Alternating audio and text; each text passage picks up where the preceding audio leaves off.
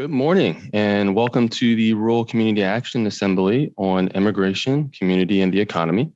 We are ecstatic that you all are able to join today. My name is Philip Jones and I am a Community Engagement Associate at the Federal Reserve Bank of Philadelphia. This meeting is the final of 3 Rural Community Action Assemblies we will be having this year. This series began in 2020 and focuses on actionable research and programmatic models to promote strong and equitable workforce and community economic development in rural Pennsylvania. First, I'd like to take a moment to thank our partners at Penn State Center for Community and Economic Development.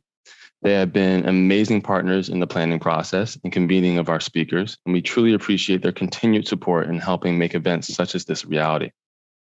You've heard from stakeholders in rural communities that finding innovative ways to attract and, more importantly, retain a workforce is a top priority when considering workforce development issues and shifting demographics in rural regions in the 3rd District. We are excited to learn from leading experts on research, initiatives, and programming to better understand how communities can equip themselves with the knowledge and resources to support an inclusive approach to labor force participation. Next slide. Before we start today, I'd like to just go over a few guidelines and some general virtual housekeeping tips to ensure that our meeting today is as informative as possible. First, the information, analysis, and conclusions set forth are those of the presenters and do not necessarily reflect the views of the Federal Reserve Bank of Philadelphia or the Federal Reserve System. Please share your name and organization so that the panelists and audience members can see who is participating. Please, if possible, log in with your video enabled and be prepared to use the Q&A chat box to ask questions and offer comments. You will have the option to submit your questions or comments anonymously. Next slide. If there is a need for translation, please direct your questions to Ashley Putnam in the Q&A box. She will be on the call today to provide support in Spanish. Be sure to mute your mic when you're not speaking. If there is noise coming from your location and you are not speaking, your mic will be placed on mute. Also of note, today's assembly will be recorded. The presentation will be shared with slides after the assembly. Finally, a survey evaluation will be available after the assembly. We ask that you share your thoughts and comments about today's presentation to inform future assemblies. Next slide. Today, our panelists will provide a brief presentation to share their expertise. After every presentation, there will be a very brief opportunity for speakers to answer 1 and possibly 2 questions. The presentation will then be followed by a group of discussions where we encourage you all to participate and post questions in the Q&A box. Next slide. And now I'd like to introduce our moderator, Dr. Kyle Kopko. Dr. Kyle Kopko is the Executive Director of the Center for Rural Pennsylvania. He joined the center in July of 2020. Prior to joining the center, Dr. Kopko served as the Associate Dean of Institutional Effectiveness, Research, and Planning, and Associate Professor of Political Science at Elizabethtown College.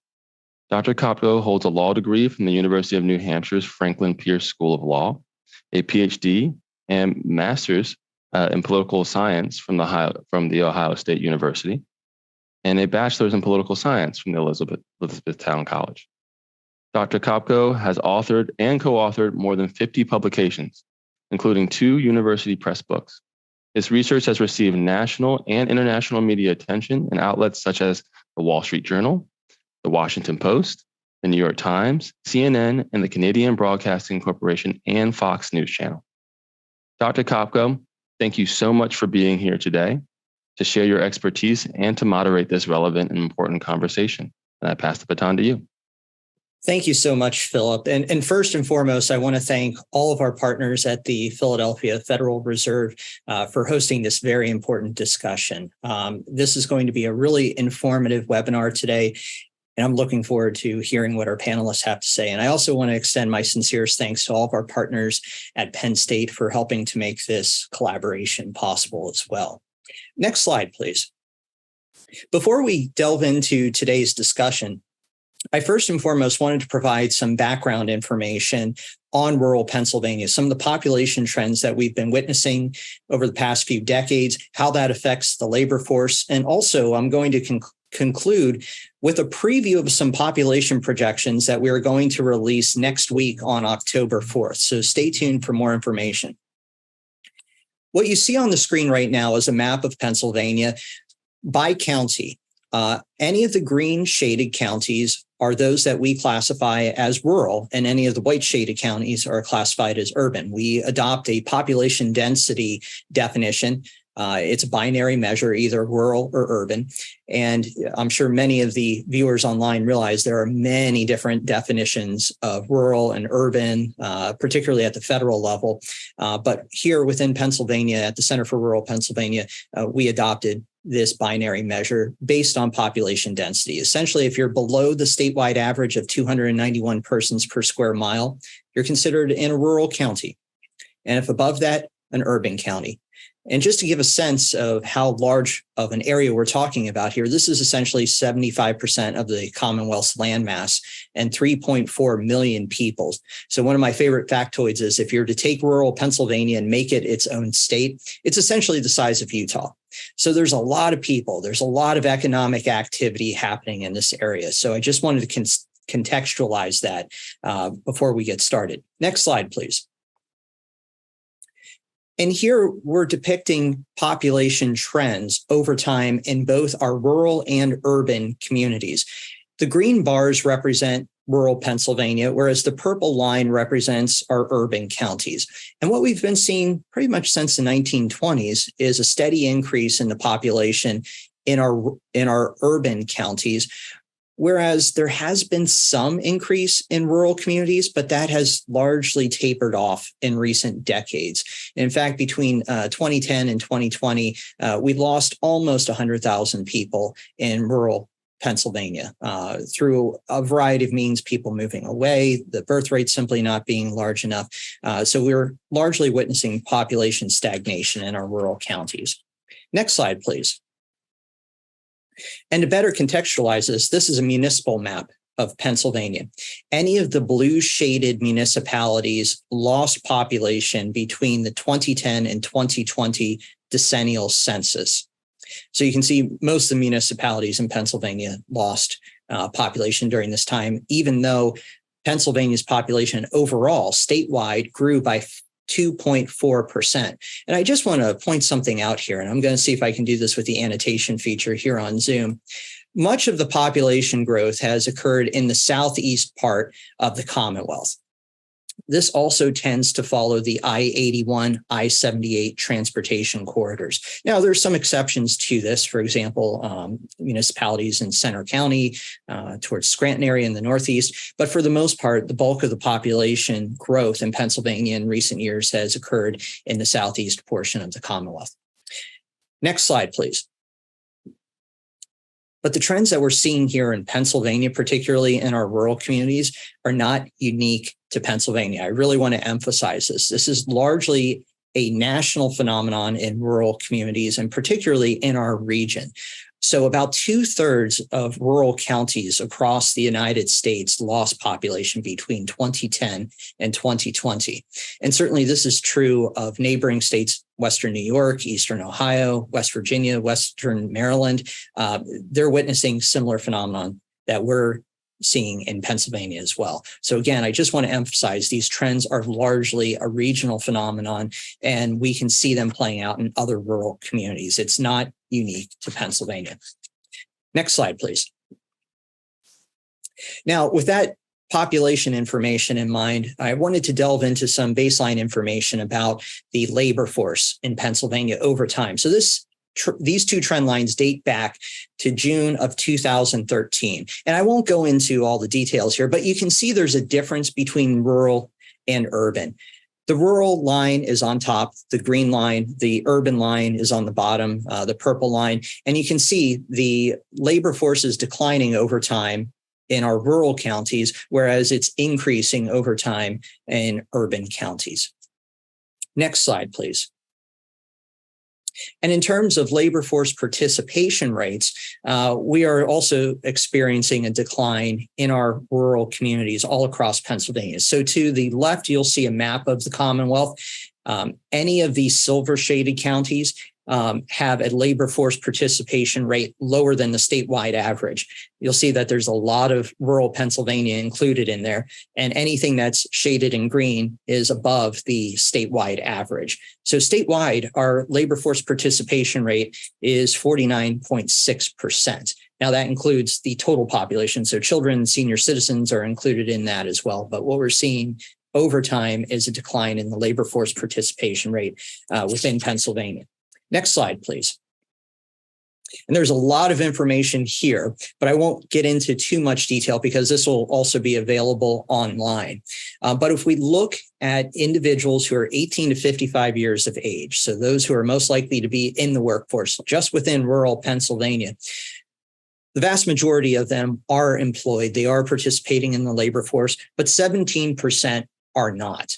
And what's interesting is more than half of that portion, more than half of that 17% have not been in the labor force for a prolonged period of time, 5 or more years. And there's a wide range of reasons for that. But you can see based on some of these data, almost a third of those who are not in the labor force in rural Pennsylvania state that they have some sort of disability.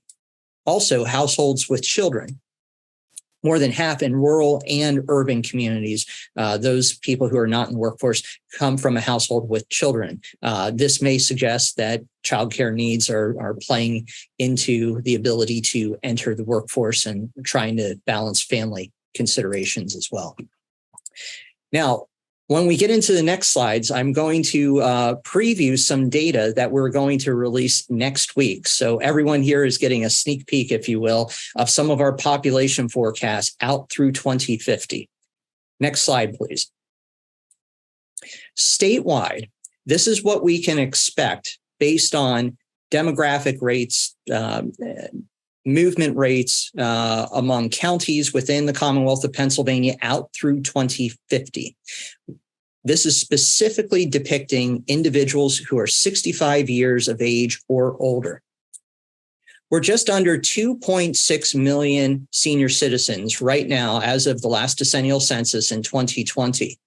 But that is expected to climb well above 3 million by 2035. So within the next 10 to 15 years, across the entire Commonwealth, we are going to see a much larger part of our population that is a senior citizen population. So those are individuals who may not be participating in the workforce. They might need geriatric care. They might need different types of housing or transportation. So these are all very important policy issues that I think that policymakers and local community leaders all across the Commonwealth are going to have to think very carefully about.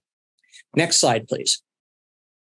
And we break this down further between rural and urban. What percent of the population is going to be 65 years of age or older? So what percent of the population is going to be senior citizens?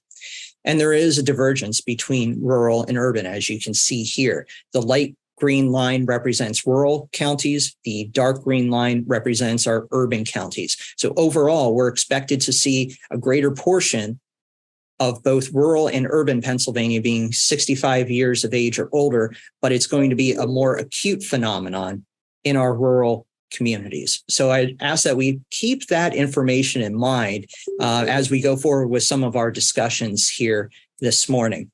And so with that, I'll transition to the next slide, and I am thrilled to introduce our first speaker, Monica Munn, the Chief Social Impact Officer of World Education Services. Monica Munn has dedicated her career to building more equitable economies, resilient communities, and sustainable systems, bringing 15 years of experience traversing the philanthropic, social enterprise, and private sectors. Monica currently serves as the Chief Social Impact Officer for World Education Services, a global social enterprise dedicated to helping people learn, work, and thrive in new places. In this role, Monica leads WES's programmatic, policy, and philanthropic teams, which work to advance educational, economic, and social inclusion with and for immigrants, refugees, and international students in the United States and Canada. Monica initially joined WES in 2019 to launch and build WES's grant-making and impact investing efforts. Previously, Monica held several positions at the Rockefeller Foundation, supporting strategy and strategic planning for global job quality and employment, food security, and rural energy initiatives. Monica also worked as a strategy consultant at Next Street, a social enterprise that fosters inclusive economic growth by backing entrepreneurs and small businesses who have been historically underinvested in. She began her career as an analyst at Citigroup. Monica holds a bachelor's degree in international politics from Georgetown University's School of Foreign Service and a master's degree in sustainability management from Columbia University's Earth Institute. And with that, Monica, we're thrilled to have you, and I'll turn it over to you. Thank you. Oh, thank you so much, Kyle. It's wonderful to be with you all here today, and just a ton of gratitude to the Federal Reserve Bank of Philadelphia and Penn State Center for Community and Economic Development for bringing us all here. This is such an important topic. It's near and dear to my heart. Personally, my dad grew up in rural North Carolina, but was one of those folks that as farming dried up, had to get out and enlisted in the Army as his only option to economic opportunity, but also professionally here with my work at WES. On the next slide, I'll just quickly, Kyle so kindly introduced a little bit about WES. We are a 50-year-old nonprofit social enterprise that is dedicated to advancing educational, economic, and social inclusion with and for immigrants, refugees, and international students. And as you can see on the right-hand side, we actually have a range of tools at our disposal to advance both the systems change we're seeking to support in the world, but also unlock individual barriers that folks may experience. On the next slide, what we'll spend some time in my presentation talking about is really looking at what is, taking a bit of a double click on some of the statistics that Kyle shared and looking at that from the lens of immigrant and refugee workers, highlighting the roles of different stakeholders that we've seen in our programmatic, philanthropic, policy and advocacy, and partnership efforts. And just giving you a few concrete examples of what we're seeing from our community of partners. And then we'll recap some so whats that you can take back into your work, because I know there are many different kinds of organizations represented here today. But just to put a spotlight on the opportunity here, Kyle shared some really helpful statistics, but also some dire statistics with us. And just to put a bit of a different spin on it, when we look across the US, 91 of the 100 most economically disadvantaged communities are rural. Now, that being said, when we look at research from Forward.us, if those communities were to welcome 100 immigrants, refugees, or migrants a year, newcomers, that would change the outcomes in over 60% of these counties. And actually, in 17 years, get them back to pre-2000 levels of population. Huge changes, right? And not only that, but when we think about the amazing skills and talents and expertise that immigrants and refugees bring to our economies and our communities, they're bringing in-demand skills, both for long-standing sectors that are often the heartbeat of rural communities like farming and agriculture, but also ones that are growing quite quickly. For example, rural employment and healthcare and social assistance grew by 21%, over 20% actually, between 2001 and 2019. And when you look at the skill set of immigrant and refugee workers, over 26% of our doctors and surgeons are immigrants and 40% of our home health aides. So when we think about the vital role of healthcare that plays in our economies, both rural and urban, immigrants are a huge part of that. And there's an opportunity to bring them to communities, to bring their skills to those who need them. So we're going to walk through some examples and really touch on the roles of employers, workforce development organizations, local government, higher ed, and really throughout, you're going to hear and see about the important role immigrants and refugees can and should be playing in shaping their own destinies. So let's start off. On the next slide, we'll dig into an example around the role of employers. And goes without saying that so many employers across the country are experiencing huge needs around their workforce, jobs that remain unfilled, skills that they're missing, and an aging workforce. And so how do we help those employers attract the talent they need now and in the future? Here you'll see a quote from a partner actually in our work in Canada, a rural community, Moncton. And we've been working with them for the last several years. On the next slide, they started joining a pilot that we launched last year, where we engaged them and two other communities around providing technical assistance, peer-to-peer learning, and more.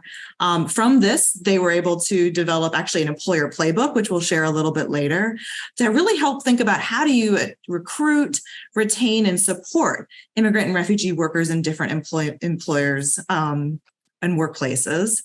And it culminated this year, actually, in a refugee hiring event.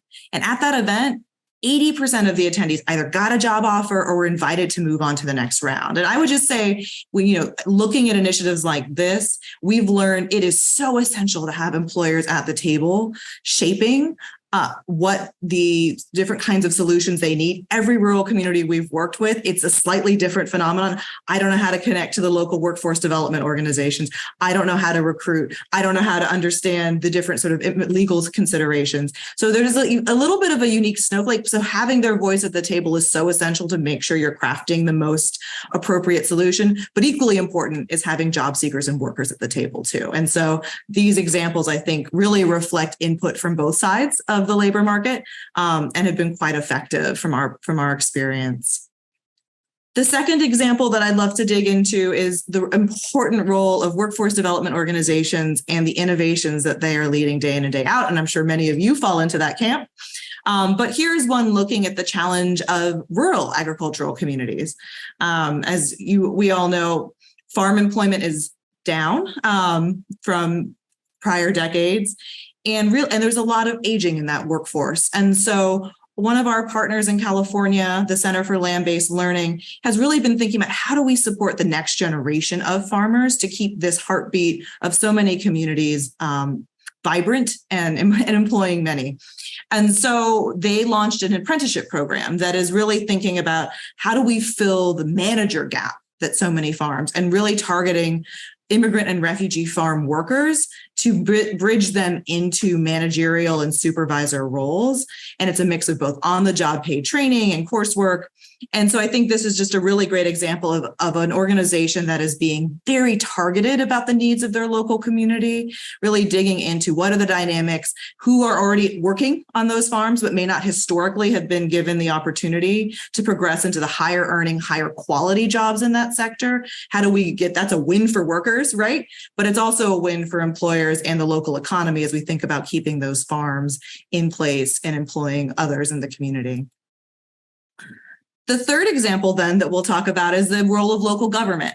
And so here you'll see a great quote from a partner in Louisville, but on the next slide, just to highlight a program that we've been running now we're actually in our we're about to announce our 7th cohort, but is really focused on how do we tap into the skills and expertise of the 2 million immigrants and refugees that hold advanced degrees who often are underemployed or unemployed. And here you'll see examples of each state that has sort of taken a different look at this. Is it around licensure barriers for key occupations, be it teaching, healthcare? Is it around apprenticeship programs, right? We just talked about one. Is it around other specific career pathway guides that can help folks unlock opportunities and navigate our systems in different communities? I think the important thing here to highlight, right, there's not one approach that's needed, but actually really, again, looking through your local context to understand what are the individual and structural barriers and who are the constellation of partners that can come together to work on this. And then the last example we'll focus on is the role of higher education in building welcoming campuses. As many of you may know, if there's some higher eds in your community, sometimes the way folks arrive are as students, right? And so how do we think about their unique experience coming to the U.S. as a student, perhaps as a migrant or refugee, and beyond, and how we can support them in their journey, both academically, but also in becoming and belonging into the community. On the next slide, you'll see a great initiative run by the National Association of System Heads, or NASH, who have really taken to heart how can we support refugee students on our campuses across the country. They have several initiatives that they're running around how do we create more welcoming campuses. And in fact, and we'll drop the link in the chat, they just announced a new round of funding through their Catalyst Fund on how to support innovative and promising resettlement interventions that are focused on building welcoming campuses. So always great to be able to throw those opportunities. So just to recap on the last slide, as I look across all of these examples, there's a few so what's that I might offer up that you can maybe take back into your own work and apply, right, depending on the kind of organization you are.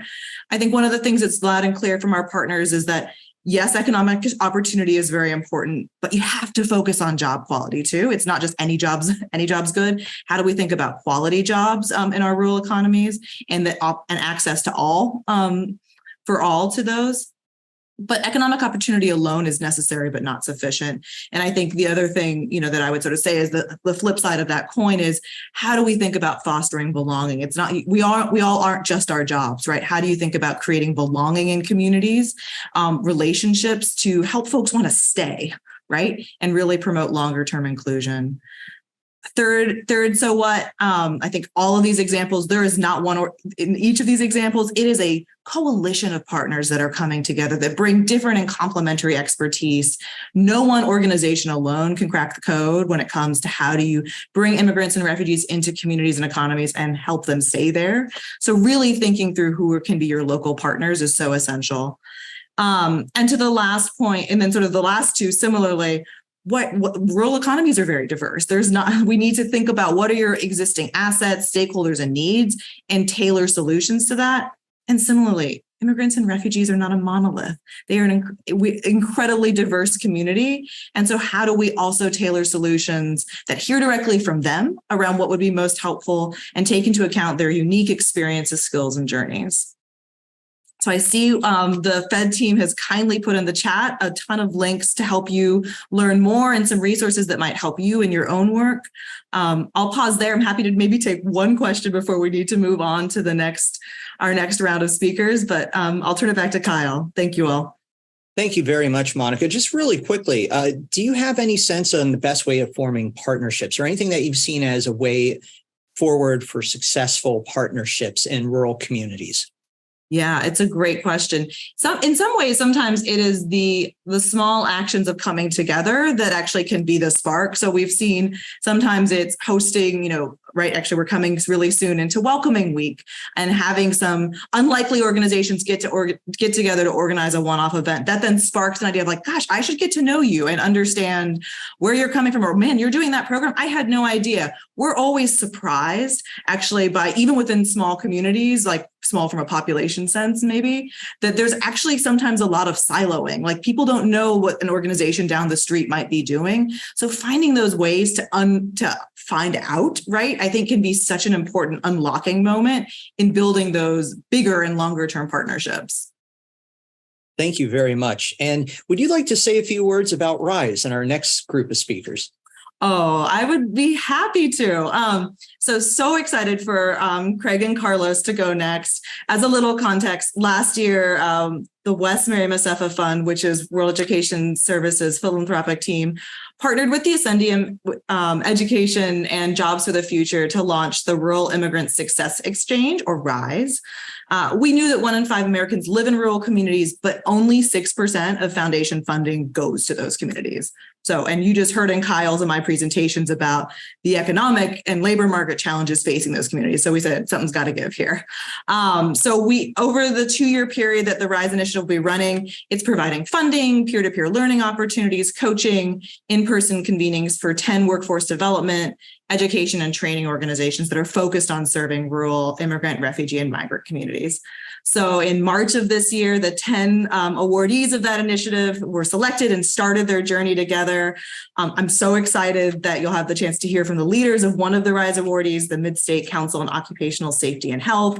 Also, shout out to, I think I see my colleague Carla, who is our lead at the West Marimasefa Fund on this initiative, as well as Paige from Jobs from the Future. So certainly if there's any RISE specific questions questions down the line. I know either of them can jump in the chat and answer them. But with that, Kyle, I'll turn it back to you to introduce Craig and Carlos. Thank you very much again, Monica. So I'll start off with Craig Livermore. Craig has studied workers' rights and labor law and has extensive experience leading programs for underserved populations. Craig has a law degree from Columbia Law School, where he studied labor and employment law and worked for New York City labor law firm Gladstein, Reith, and Megans. He also holds a bachelor's degree from Franklin and Marshall College and a master's of theology from Harvard University. He has also taught courses on education and race at Seton Hall Law School, and he was the founding board chair of the Newark Legacy Charter School. He has also started and overseen a GED and workforce training program for youth in Jersey City who are involved with the criminal justice system. In addition, Craig founded the Newark nonprofit NJ Leap, New Jersey Law and Education Empowerment Project, where he served as the executive director for 8 years. NJ Leap is a college access program for low-income youth, which has won national awards for its impact and success. Craig grew up in Pennsylvania in rural Lycoming County, working on dairy farms, and he served for 5 years as a pastor in Sullivan County, Pennsylvania. In addition to working at Midstate, he currently lives in rural Tioga County, New York, where he and his wife have an organic farm business called Loving Farms. So welcome, Craig. And I'm also pleased to introduce Carlos Gutierrez. Carlos holds a bachelor's degree from Colorado University and a master's degree in community service administration from Alfred University. For 40 years, Carlos has been working as an immigrant in jobs very similar to the workers he now serves, working his way through college and constantly working as an organizer and activist for immigrant rights. When he came to the United States, he lived in Boulder, Colorado, where he worked in various restaurants and eventually received a scholarship to attend Colorado University. While in Boulder, he organized with Mexican immigrants and started a Chicano rights newspaper, which was distributed in Colorado and Texas. He also worked for several years as a meat packer in Texas while voluntarily organizing the Latinx community. He then moved to New York City, where he worked by driving a delivery truck and worked at a children's home before getting a job with the New York City Department of Children's Services, where he was a caseworker and an advocate for children. He then moved upstate New York in the Ithaca area, where he worked for 16 years with the New York Department of Youth and Families and the Department of Labor, while founding and organizing the Latino Civic Association of Tompkins County, an organization in which he is still active. In 2008, he began working for the Tompkins County Worker Center, organizing and advocating for Latinx workers in the county. As part of the Worker Center, he met the board members at Midstate COSH, who were also involved in the Worker Center. He has been working for Midstate for the past 10 years. And so without further ado, I'll turn it over to Craig and Carlos. Thank you both so much for being here. Thank you so much for having us. I'm going to begin with a little bit of an overview of our work, and then Carlos is going to talk about specifically our work at RISE with our wonderful partners, Jobs for the Future, World Education Services, and Ascendium. I'm realizing now, as a matter of strategy, we definitely should have had shorter bios. I think our bios took up half of our allotted time, but that's okay. The human ego is always their downfall. So Midstate COSH, you'll see the little red county, which is where we're located. Our offices are in Ithaca, New York, but we actually serve about, sort of up to around 12 different counties in serving workers and recruiting workers, immigrant workers for RISE. So you see several of the counties contiguous with Pennsylvania below Tioga and the others, Tioga is where I live. Tompkins and the others around that county as well. So a big swath of central New York. And so we have 3 lines of work. I actually start with training. So we conduct trainings with workers on workplace health and safety, as well as worker rights.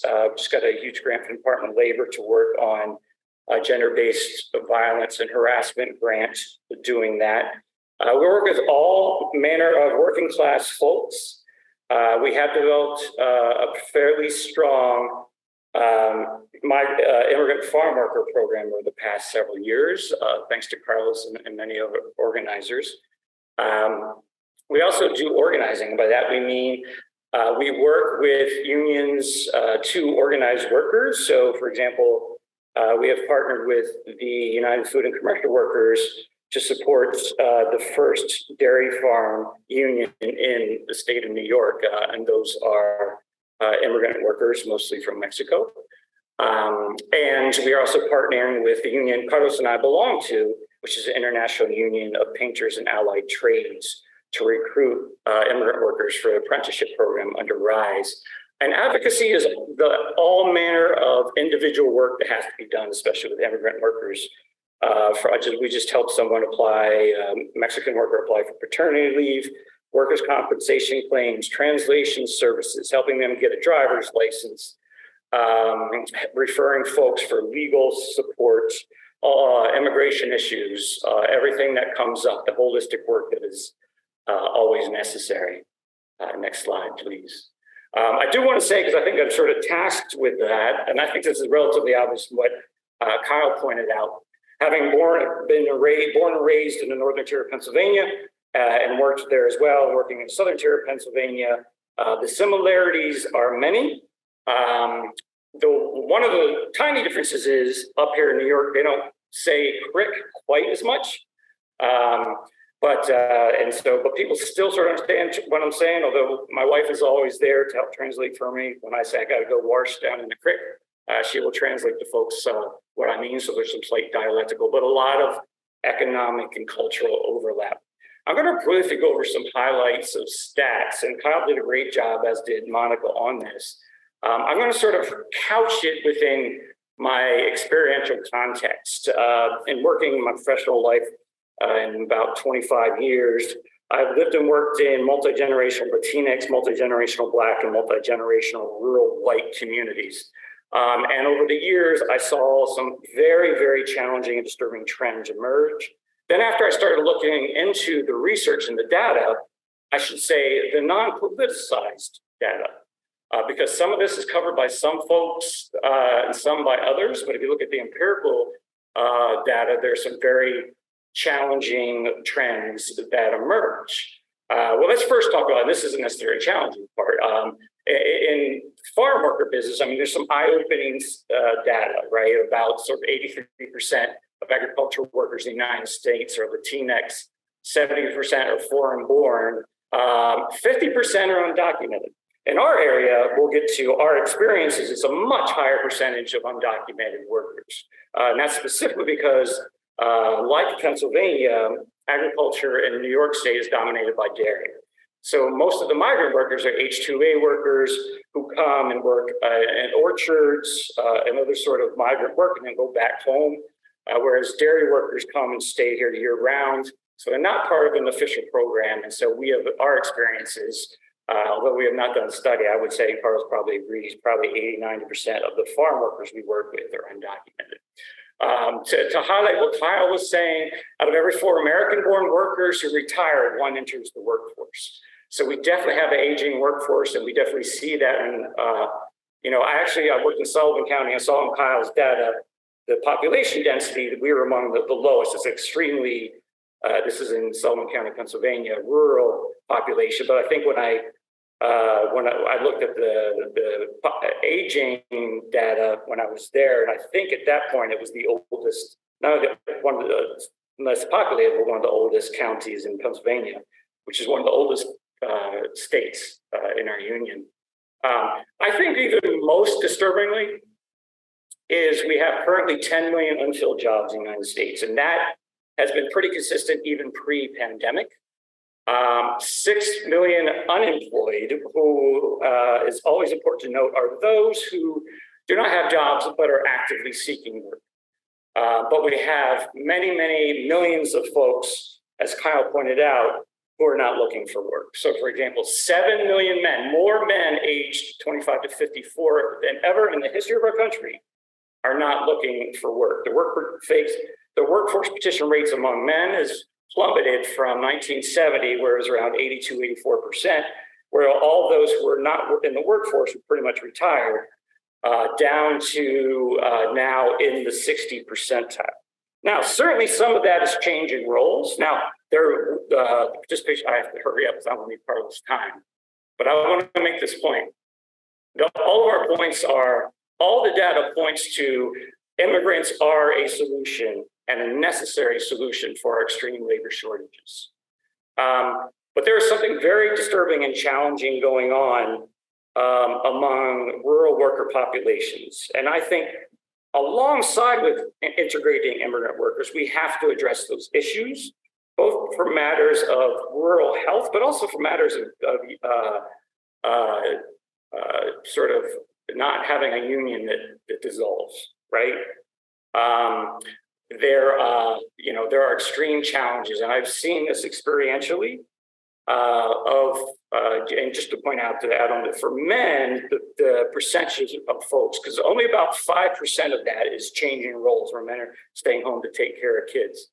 45% is men who are on disability. If you're interested in this issue at all, read Nicholas Eberstadt, an amazing scholar who's done great research on this. It's actually, and he has found out that 60% of men who are out of the workforce either live in a household, are in themselves on disability, or live in a household that are on disability.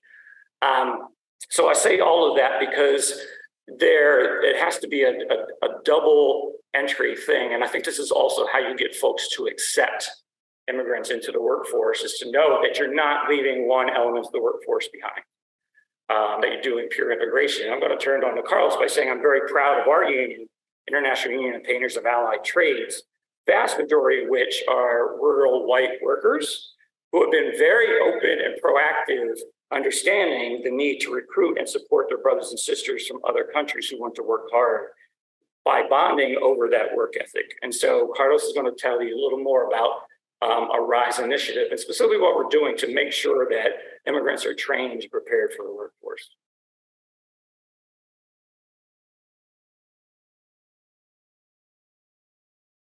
Okay, I'm on.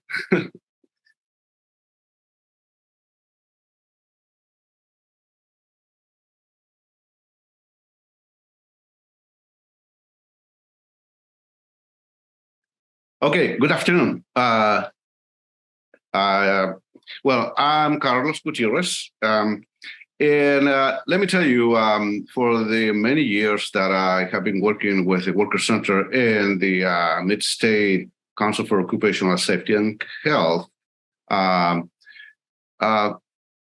out to the farms, talking to farm workers, dairy farm workers, we went to do, outreach and training, and we find that they are not only needing education and training in their rights, labor rights, and occupational safety at work and so on.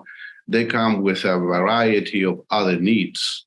And so being a small organization and with limited budgets, we had to sort of continue helping beyond the issue of labor, such as immigration, such as visit to the doctor, visit to the schools, and so on. Those needs that everybody has in the community in their daily life.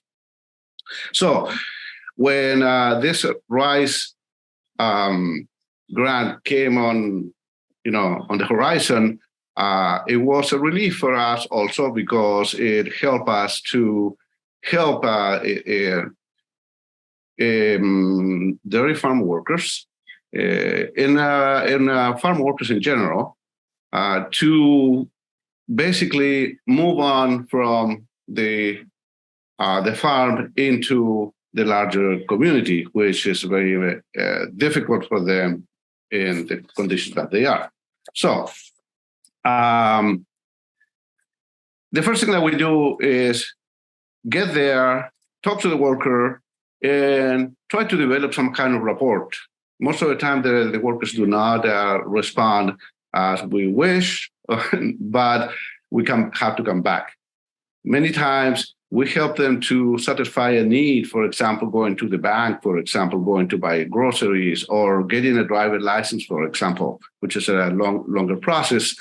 And then from then on, our mission is to get them individual, organize a group, so we can go there and do a training in many things: occupational safety and health, labor rights, and so on. And then see what else is going on there.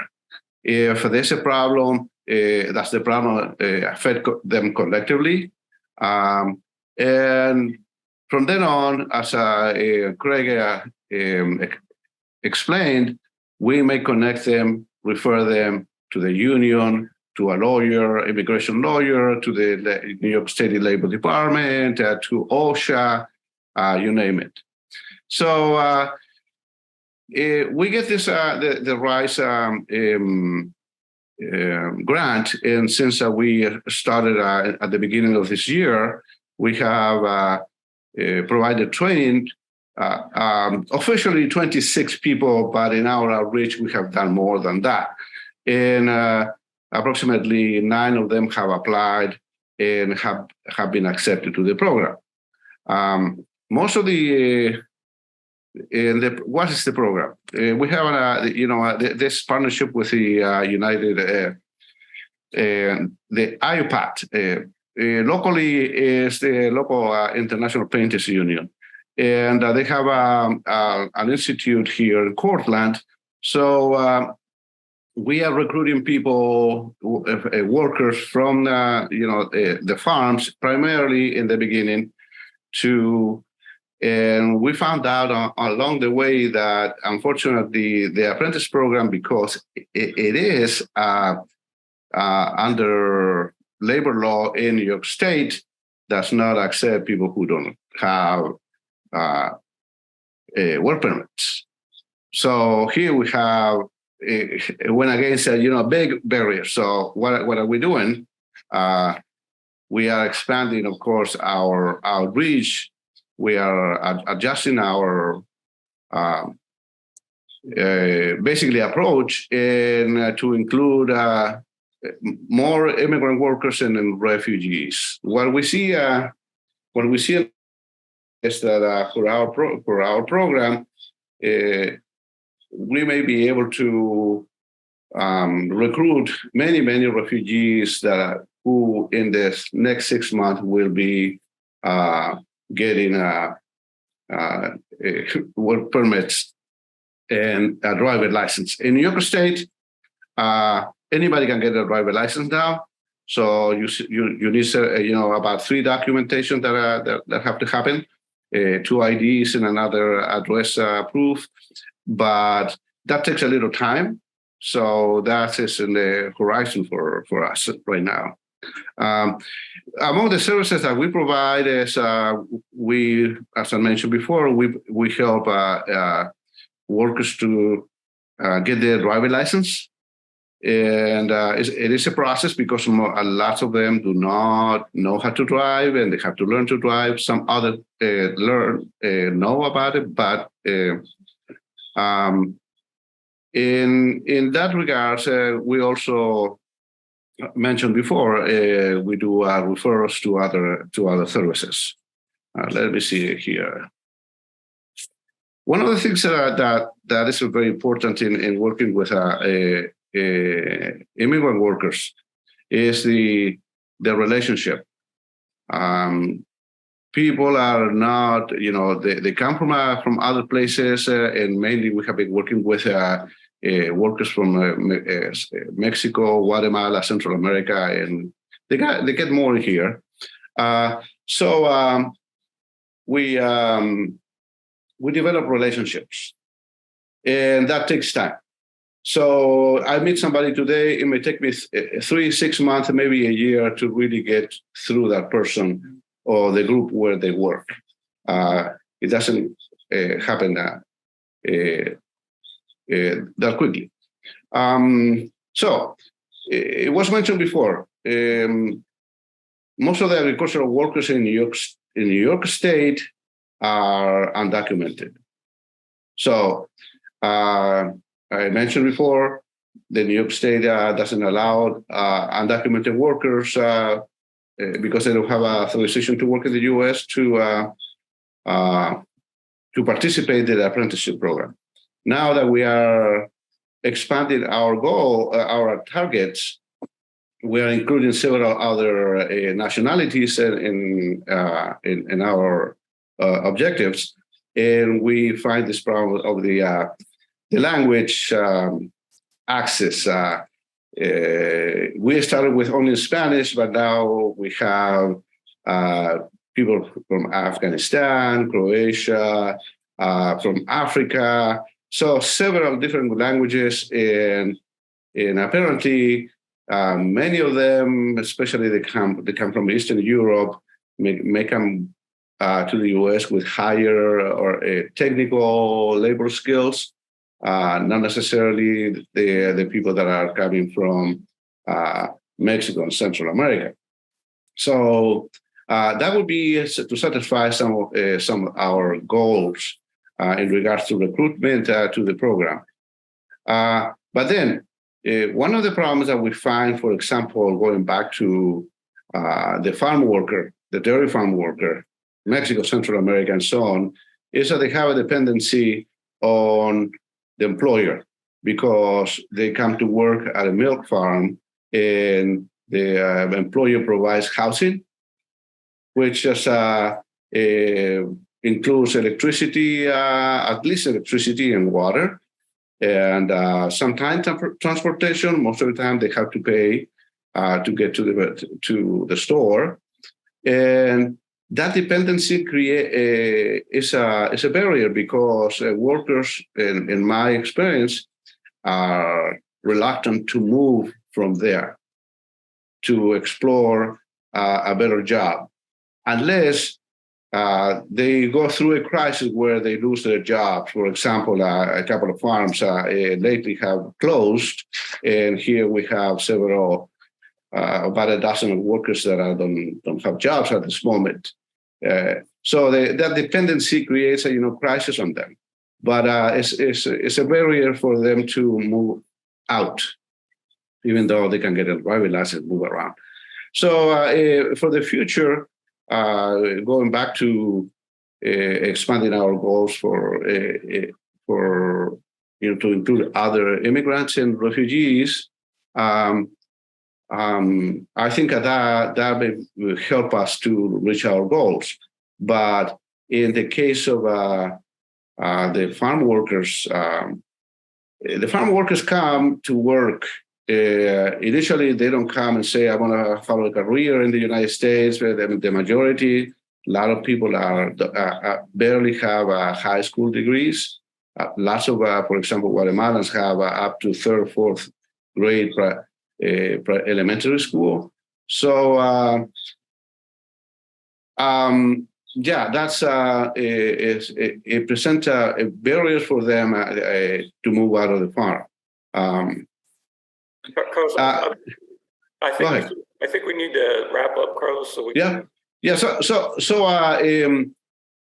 right now, the program with IUPAC, with the Painters Union, is basically providing an opportunity to farm workers and immigrants at that moment with a better job, more quality jobs. Okay.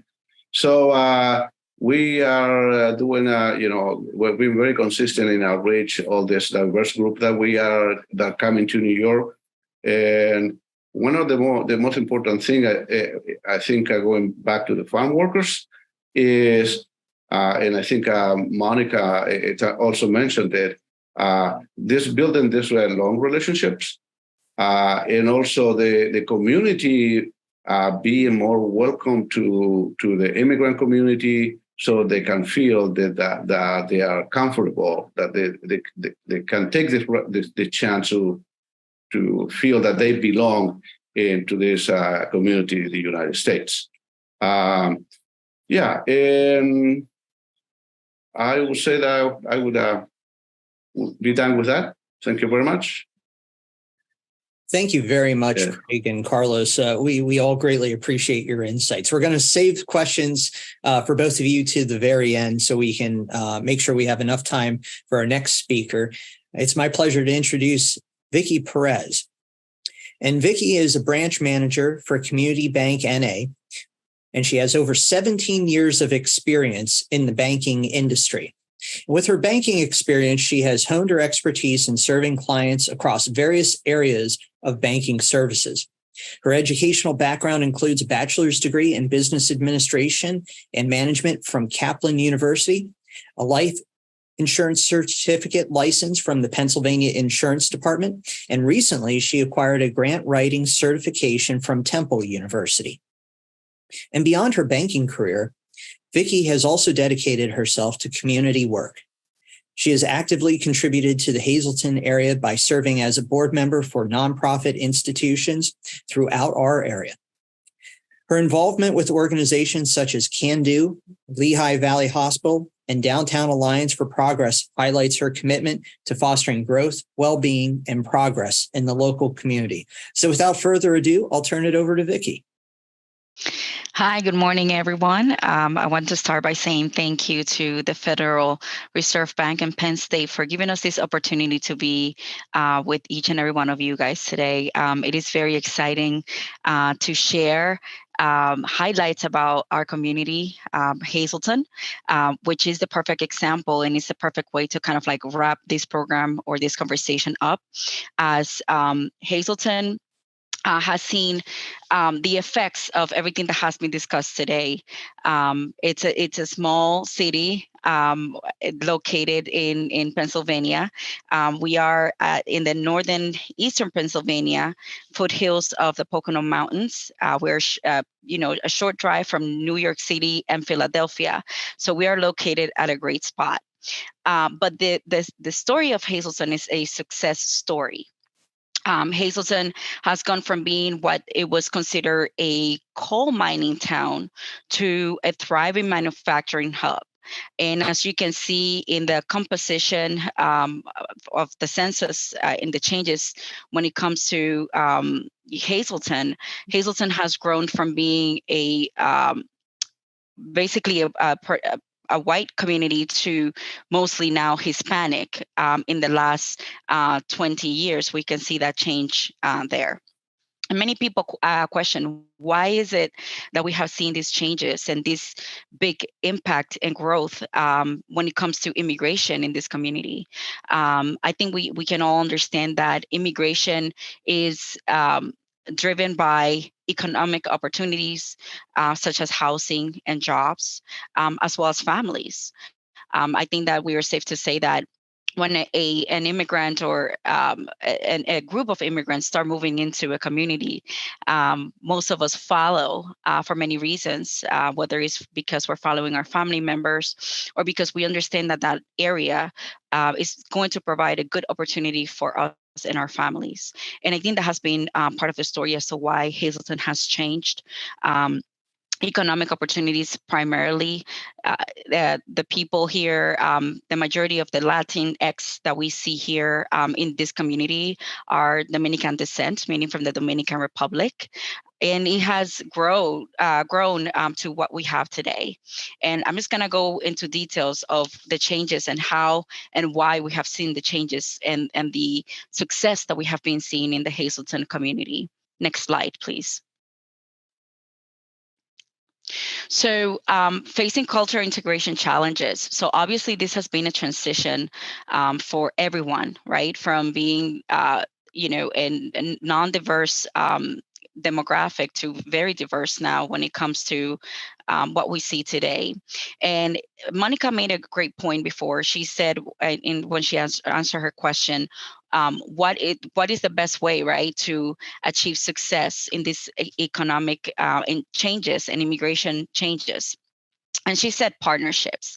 And this is why I wanted to highlight how the Hazleton community was able to achieve or has been able to achieve the success that it has been.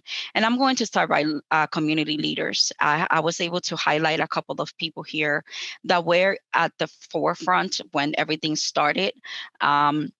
Afionuca de la Rosa, which was part of a group called Concerned Parents of Hazleton. She was also part of the main group that started the Hazleton Integration Project. Victor Perez, who is the president of La Casa Dominicana de Hazleton, which is an institution that assists Dominicans here in the area with many areas, including immigration. Eugenio Sosa and Fermin Diaz have also been two leaders that have been able to drive the conversation in the area. And why is this important to also highlight the individuals and community leaders that have been part of the initial conversations? Is because that's how everything starts. It starts with a conversation. It starts with the first of all, the willingness to see that there is a need to have different conversations in communities in order for you to be able to address changes such as immigration, and a group of just people that are willing to put in the work to achieve that. Nonprofit organizations that I would like to highlight and have been able to help with these changes is the Can Do. Can Do particularly have been the big driver in the changes when it comes from coal mining town to what we see now, which is a manufacturing hub. They actually are the ones that manage the Humboldt Industrial Park, where we see manufacturing such as Amazon, we see Cargill, we see American Eagle. And then these jobs have actually been the reason why many immigrants have come into this area, because they have been able to provide job opportunities for the immigrants coming into the area. Downtown Hazleton Alliance for Progress have used the federal funding that they have received to revitalize the downtown of this area, and also support the local businesses that are downtown to continue supporting the growth of the area overall. Of course, the Chamber of Commerce, as I mentioned before, La Casa Dominicana de Hazleton, and the Hazleton Integration Project. So as you can see within this slide, it has been a group effort to be able to come to these tables and have sometimes difficult conversations that have driven the change. We can also say that the effort has come from local government. Our mayor, Jeff Cossatt, has been very open to just sitting down and understanding the community. It comes back to also understanding what you're dealing with to be able to have the right conversations. City council, state representatives, and senators, which of course provide or assist with the funding necessary to be able to put together programs that can help with the different jobs and different opportunities that we are providing in the area for development. We also see educational centers that have assisted with these changes, such as Penn State Hazleton. They have provided educational programs that allow people to extend their education. Lackawanna College has provided programs that go hand in hand with what we see today when it comes to either, manufacturing or even English as a second language, which are programs that are now necessary for the type of influx that we see here, right? You need to be able to speak the language to be able to get a job. Lucerne County Community College also have seen an influx of students or people coming from the Dominican Republic trying to then further their education or simply actually go for GED or as I said, English as a second language program to be able to get jobs, as well as the newly, we just welcome Johnson College to the area. So again, these changes provide opportunities for all of those that want to be part of the conversation and that are willing to make changes to be able to contribute to the efforts of the immigrant community in this area. Next slide, please. So workplace adaptation. I can share with you that a few years back when the manufacturing boom was happening in Hazleton, I'm going to say 10 years ago, a lot of jobs that required that the people needed to be able to speak English to be able to be part of their workforce, or certain requirements that were difficult for these immigrants to be able to be part of their jobs, right? Or to be part of these companies and to get these jobs. And we have seen that with the changes, and again, these conversations and people willing to have an open minded right approach to the workplace adaptation, there has been a lot of changes that have helped the immigrants actually be part of the workplace, and they have been able to also get immersed a little bit more into the Dominican culture to be able to understand how to serve them better. We spoke before on how it is important to make them feel part of the community and feel like they belong in that workforce, in that company. And that has been the main change that I have seen in the companies throughout our areas, as well as them partnering with nonprofit organizations that can help assist this development. Next slide.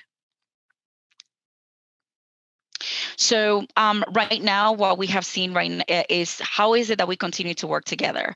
I think that I have, as I have said, with the fuel of Hispanic influx, we continue to see and make changes as we go. Just trying to make positive changes and having the right conversations is key to be able to have a thriving community, especially a community that is facing immigration changes, and this is where we're going. We saw at the beginning the changes when it comes to demographics and how we see that the population will change in the next couple of years. And I think that being welcome and open-minded to the immigration and the different communities that are coming into the U.S. Will allow us to then have and continue to have a strong economic development all throughout all of our areas. And I hope that this information was helpful for you. We are the main example that this works as long as we're having the right conversations. So thank you. Thank you very much, Vicki. And for everyone who is online, I'd like to invite you to submit questions to any of our speakers using the Q&A button located at the bottom of Zoom. Once you click that, you'll be able to submit your question even anonymously if you'd like to. And then the co-hosts of the webinar will then funnel that to myself and our panelists here. But first, I'd like to present a question to our entire group of speakers here. And I'll start with Monica, then Craig and Carlos and Vicki. Lots of great information here. And I'd like to hear from each of you. If you had to distill one piece of solid advice for all of our audience members here, just one factoid, one nugget of wisdom, what would it be? And I'll start with you, Monica. Sure. Thanks, Kyle. I mean, so much wisdom shared by Carlos, Craig, and Vicki. I'm sort of just so reflecting what Vicki just shared, and I think echoed probably in all of our presentations, which is you can't go this alone, right? Like, think about who you can partner with, who are the people, the workers themselves, right? As well as the different institutions in your community who might be incentivized, who might have something to gain by working on these initiatives, and think about how you can collaborate. So I think all of us gave examples to that, which is something hopefully all of us could also take home and think about how that would apply in our own context. Thank you very much. Craig and Carlos, would you like to offer up some thoughts? Yeah, I would say, and again, I think this is a common theme, the essential intentionality behind cultural and social integration. And so not just, sort of economic, and that's sort of,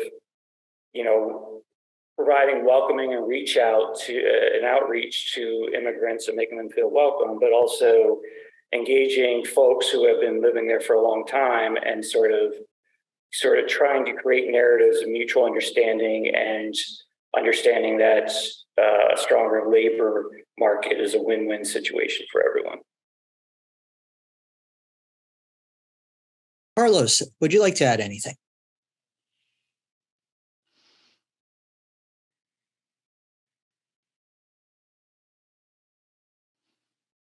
Looks like you're still on mute. Okay, I got it. Thank you very much. seeing I want to say immobility of immigrant workers from where they are and not having a chance to move out to a new opportunity. And most of that is because of the barriers that exist in our societies, in our community. So opening the doors, I'm going to say, opening the doors so people can get more comfortable in the community, have the sense of belong. And also, when I say open the door, you need to give these opportunities. For example, we have millions of undocumented workers in the United States, and it pertains to New York. We need work permits in here so these people can have that chance to move on. I have met people that are 20, 30 years in the United States working in the same place and have nothing to show. That's very unfortunate. So I would say that is, let's open the doors, be more welcoming, and create the structure so people can get included. Thank you. Thank you very much. Vicki. Thank you. I think everyone has done a great job. If I was going to give a nugget, it would be just to recognize the value of diversity, and being willing to have educational initiatives aim to promoting cultural awareness. It comes down to that, and just putting that in practice. Thank you. Thank you very much. And I wanted to afford the opportunity here for our panelists to either react or ask questions of one another. So I wanted to just throw that out right now. If Monica, Craig, Carlos, or Vicki, if you had any thoughts after hearing everything from your co-panelists, or if you wanted to pose a question to one another, please feel free to do so now. Any initial thoughts or questions? Go ahead. That's right. Thank you. I have a question for Monica. What do you think has been the biggest challenge that you guys have seen, and how your company, your organization, has been able to overcome that? Yeah, no, so appreciate the question, Vicki. I mean, I think it probably depends on which of my colleagues you're chatting with on sort of the angle that approach that, but a couple come to mind for me, and I had the pleasure of spending some time with our colleagues who are leading one of the examples we shared called Immigrants Work, which is working with different communities across Canada on supporting, hiring immigrants and refugees, promoting their inclusion in the workplace, and supporting their inclusion in communities. And I was just really struck, and this I don't think would be surprising to any of y'all, like the very different experiences when they're talking to an employer, when they're talking to a worker in each community. And so in some cases, the challenge really is, well, I'd love to hire a worker, but I actually don't know how to connect in with the community, like with those job seekers. Okay, can you help me understand, like, how do I even find folks? Or it's well, who are I know wraparound services are really important to, be it transportation or housing or childcare. Who are the local social service or workforce development organizations I should partner with to get that to my employees? Maybe those exist in your community, maybe they don't. Well, if they don't exist, then how do we foster that sort of ecosystem, right? So I think the challenges are multifold. And I think when you talk to each community, of course, there's an ecosystem of existing organizations. And so the question is like, well, where are those really strong? But then what are the gaps? And so how do we then think about, okay, well, on the hot, how do you find a potential employee? Well, we've got a lot of ideas on that. We can have a hiring event. We can think about tapping into specific sectoral or occupation, specific groups or different ethnic or community-based groups, right? Who can help you find talent. Like there's ways we can solve that. Okay, you don't have these kind of organizations in your community. Well, is there anyone playing at the county level that might actually be able to pop into your your municipality? There's examples like that where I think we had to get creative because, oftentimes, right, we're existing in resource constrained environments. So it's not just like, well, we'll just throw some money at the problem and that will solve everything, right? It's really thinking through like, okay, who do we know? What are the examples and solutions we can pull from other communities that might be able to be adapted here? And also where to start. I think that's one of the challenges we experience all the time with our partners is it can feel so daunting when you're starting on this journey of like, oh my gosh, thinking about both economic inclusion and social inclusion. Like there are so many things that go into that. I'm just one employer. I'm just one workforce development organization. Like picking a place, this is a long journey we're talking about, and we do want to move with a sense of urgency, but also helping folks like, okay, what are the 3 things you could start doing in the next 6 months that start building the muscle, building the foundation for you to take on more? Like I think focusing on that can also be really helpful to sometimes overcoming that initial like decision paralysis on where to begin. Thank you very much, Monica. Carlos, I think you were unmuting yourself as well. Did you want to add anything? I had a question even before that. It would be for anybody in regards to apprenticeship programs. For example, in New York State, the apprenticeship program is under the Labor Department, New York State Labor Department. Therefore, the state needs to follow the law, right? But I've heard a lot about other apprenticeship programs which may be private, perhaps. Are there barriers, for example, to accept people who don't have work permits?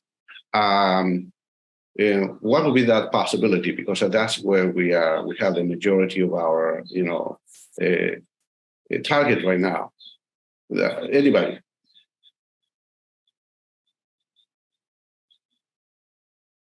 Carlos, I can kind of like chime in on that because of the fact that I have seen the changes or how people or companies have been adapted to the different, changes with immigration. I think it comes back to the companies, and it's going to be based on their policies and the changes that they would like to make. And this is where it is important. And we come back to having the right conversations and the willingness to have these meetings and request these meetings and having these difficult conversations. And as I said, it just showing them the value of diversity and, showing that what will be the value for them, and partnering with your local, of course, government to be able to make this work for everyone. Because the changes that I have seen have been based on each company making their own decisions and making the shifts based on the changes that they see within the community. But you have to show them the value that is behind it in order for them to be able to start making these changes. Thanks, Vicki. I mean, Carlos, it's such a good question. I might answer it with sometimes apprenticeships can be woven into these models, but one thing I would uplift as an interesting mechanism to really support quality jobs and wealth building, particularly for folks that may lack legal documentation. We've been doing a lot of work to support worker cooperatives and different kinds of worker ownership models. And, for example, I believe it is the Sustainable Economies Law Center, SELC. They have a ton of resources that's specifically around supporting immigrant-owned cooperatives and immigrant-run cooperatives. And of course, like cooperatives can show up in a lot of different sectors, right? Farming and agriculture is certainly one, but also we've supported several in a few other sectors. So I think it's been really exciting as we've been both grant making and impact investing in worker ownership to sort of see that growing across the country of different models and really how that can unlock economic opportunity and access to wealth building for folks that are often shut out of other kinds of occupations or sectors. So I'd sort of put a plug out there for folks considering those kind of models. Thank you. Thank you very much. Thank you. We had another question from an audience member, and I think this might be most applicable for Craig, but I'll throw it open to anyone. So how could we support a quality jobs culture shift in rural communities and industries so that way workers truly benefit from that culture shift? I'll jump in. A culture shift. I guess I'm trying to understand exactly. So, I mean, there definitely needs to be a culture shift, but I think there's many different directions that culture would benefit in shifting. So one is, I think, what we're all talking about, an openness to an openness to immigrant labor and rural workforces. And I think that necessitates sort of being working with communities to overtly welcome folks in. So even in the community I'm now in right now, Tioga County, I know there are some immigrant workers at farms, but they remain very much in the shadows, right? But I think, and so to give you an example, so at Mid-State Kosh, we're starting to do events, and this is sort of radical for our partners, not because they don't want to do it, just because they never thought of it, right? So we're having specifically Mexican worker band music, right? Instead of 1960s folk music. Now, part of this is an aging demographic, right, of the labor movement. It's like, well, 25-year-old workers in the country don't want to hear nothing about folk music either, right? So it's sort of like changing our mindset of like not what we want, but what we think needs to be done and be heard, and what makes people feel welcome. How do you have people talk about commonalities? As I said, our union is bonded with immigrants over work ethic and family, right? These are common to all workers. I think a huge part of it, though, has to be an explicit recognition that multi-generational workers are still heroes. As I always say, and I know this is a political third rail, so forgive me, and I'm not speaking for anyone else except me, I always say the white rural working class is part of diversity. Because there are catchphrases that in one setting in our country is commonly understood as one thing, and another setting is commonly understood as another thing.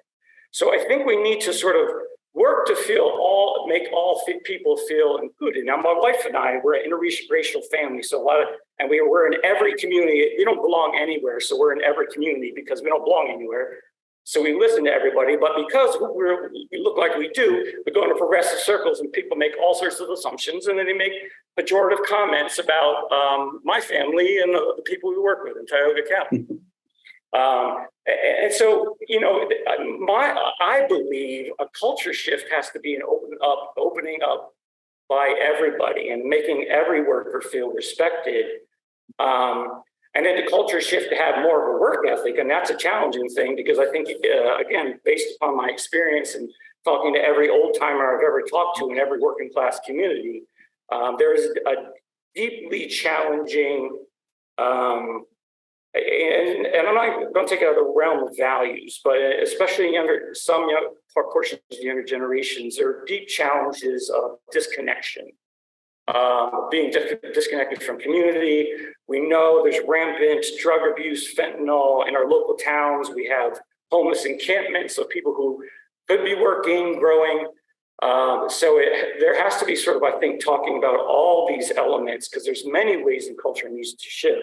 I mean, in my mind, the number one way we all need to shift is to stop listening to only one side of the story and staying in our own vacuums because we're not seeing reality.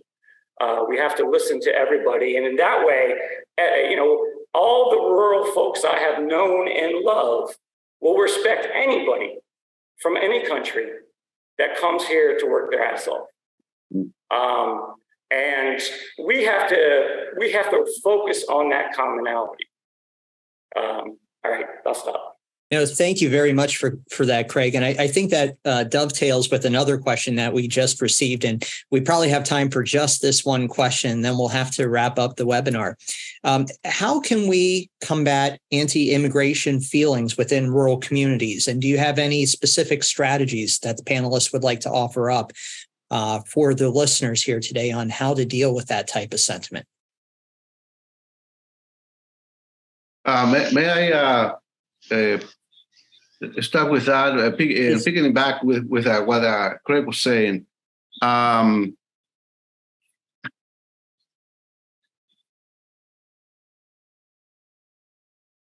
think that the cultural change has to happen by empowering the workers themselves. That's one of our values. We go to train workers, learn from them, apply this popular education approach, and try to give them the tools so they can have the chance to speak for themselves. So I think that would be, when people start talking about how they feel, where they are, what they want in a welcome environment, I think that would create a tremendous opportunity for cultural change, because everybody has to have a voice at the table. Yeah. Thank you very much for that. And we're quickly approaching the end of our time here together. Again, I really want to thank all of our panelists for their wisdom and insights. And I hope that this was valuable for all the listeners online. We know that there's demographic change happening in rural communities. The composition of our population is changing, and the economy is changing. And so hopefully this information will inform many rich discussions going forward on how our communities adapt over the medium and long terms. And with that, I'm going to turn it back over to Philip for final thoughts and comments. Thank you all again. Thank you, Kyle, for just moderating such a great conversation. And I want to just thank our fantastic speakers for providing such exceptional information for us today. We truly appreciate you guys taking the time to share your wealth of knowledge on this subject. And to our audience, thank you all for joining us today. We value your presence and hope that these sessions are informative and provide value to your work. Lastly, I want to thank our partners at Penn State Center for Community and Economic Development for collaborating on these assemblies. Ted, Christy, Justine, Alyssa, Jafar. You guys have been a tremendous asset in making sure these events are a spectacular success. Please remember to fill out the survey. We're really eager to hear from you guys. And I just want to say, as we kind of end this for the remaining of this year, that this concludes our Rural Community Action Assemblies for this year. And we hope that our audience members have found all of these super informational and useful. If you guys have ideas, thoughts, or if you guys simply just want to talk about why the Philadelphia Fed is interested in rural communities, I encourage you all to contact me with your thoughts and comments on how we can make this event even more useful for you guys in the future. So with that, I think we have just enough time. I can give you guys 3 minutes back for the end of this event. Thank you guys, and you have a wonderful remainder of your day. Take care.